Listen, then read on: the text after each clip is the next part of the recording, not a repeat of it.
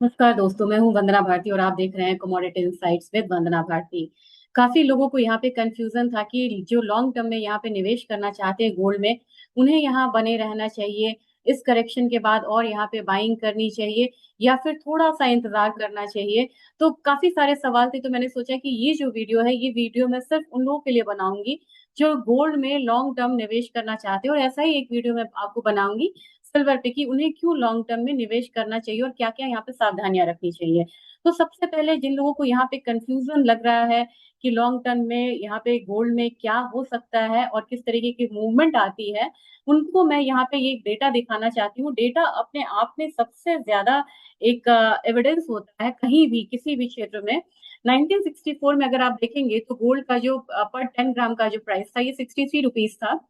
65 में 71, 70 में 184, 1980 में 1330। जो लोग पुराने समय में गोल्ड खरीदे हुए हैं वो इस चीज को रेफर करेंगे।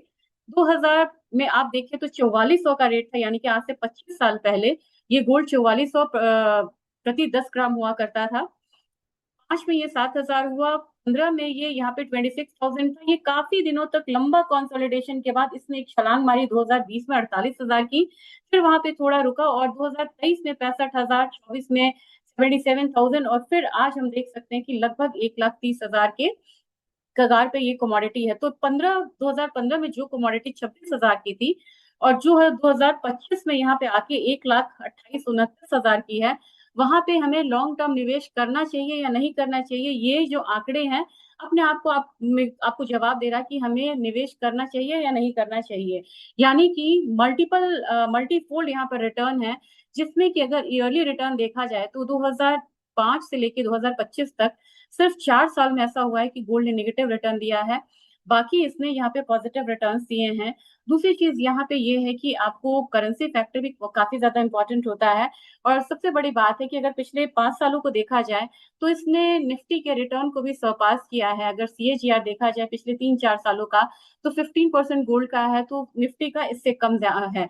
तो यानी कि आप इकोनॉमिक रिकवरी को तो यहाँ पे एंजॉय कर ही रहे हैं, लेकिन साथ साथ में गोल्ड में आपका सेफ हेवन बाइंग में पैसा भी है और उसे आप अच्छी जगह पे निवेश कर रहे हैं जिसकी फिजिकल वैल्यू है, कहीं भी उसमें कोई दिक्कत नहीं है। और दूसरी बात यह है कि आपका पोर्टफोलियो यहाँ पे सेफर साइड काफी बढ़िया रहता है। कई ऐसे साइकिल्स हैं जिसमें ये देखा गया कि इक्विटी में जब डाउन परफॉर्म करा है, रिसेशन आई है, उस समय यहाँ पे गोल्ड ने आउट परफॉर्म किया है। चलिए, अब एक बात तो ये हुई हमारी। दूसरी चीज यहाँ पे अगर देखा जाए कि गोल्ड प्राइस में हमारा बाजार और बाहर का बाजार किस तरीके का रहता है, ये मैं काफी बार दिखाई हूँ, हो सकता है कि कुछ लोगों को ये ध्यान में हो। गोल्ड प्राइसेस को अगर यूएसडी में ले तो 20 साल में देखा जाए तो सिर्फ 780% का रिटर्न है। वही जब आईएनआर में लेते हैं तो ये 1600 का रिटर्न है, यानी कि दुगुना से भी ज्यादा। यानी कि हमारी करेंसी जब यहाँ पे डिप्रिशिएट होती है तो उसका प्रीमियम जहां हम इन्फ्लेशन का को सफर कर रहे हैं, वहां पे हमें अगर गोल्ड में अगर ये मिल रहा है इन्फ्लेशन और ये हेज कर रहा है इन्फ्लेशन को, तो वो फायदा हम क्यों ना उठाएं। अब 20 साल में बाहर का गोल्ड जो यूएस का गोल्ड है वो 78% का रिटर्न दिया, जबकि 20 साल में हमारा गोल्ड जो है वो 16% का निवेश दिया। और जब हम लॉन्ग टर्म की बात करते हैं तो मेरे समझ से सबकी समझ अलग होती है। एटलीस्ट हम यहाँ पे 4-5 साल तक की बात तो करते ही हैं कि उतने साल तक हमें यहाँ पे रखना है। अगर 5 साल के रिटर्न को हम ले तो 157% का रिटर्न इसने दिया है और बाहर के मार्केट में इसने 117% का रिटर्न दिया है। तो क्या अब बहुत लोगों के मन में ये सवाल है कि ये जो 60% का रिटर्न ऑलरेडी यहाँ पे आ चुका है, क्या ये रिटर्न जो है ये यहाँ पे रहेगा या फिर यहाँ से एक डाउनसाइड देखने को मिलेगा। ये सवाल यहाँ पे बहुत ज्यादा इंपॉर्टेंट होता है और इस सवाल को आपको करना भी चाहिए।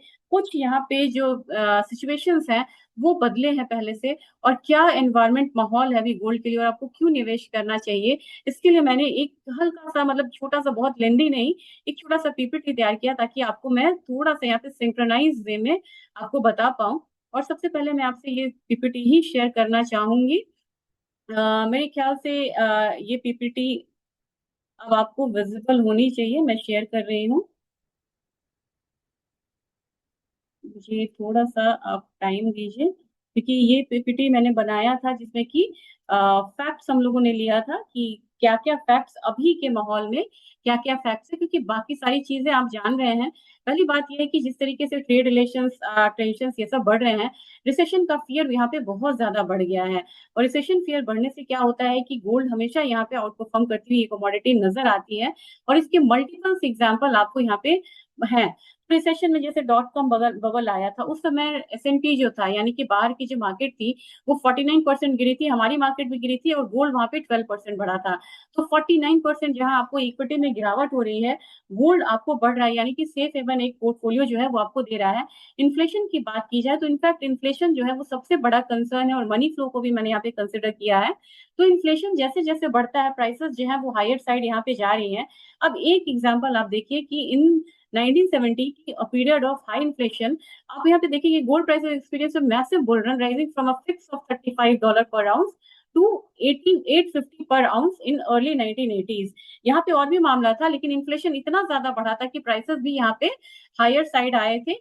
और अगर देखा जाए कि ओवरऑल आपको लगेगा कि कितना मतलब कि इन्फ्लेशन जो है वो कारगर होता है गोल्ड के केस में।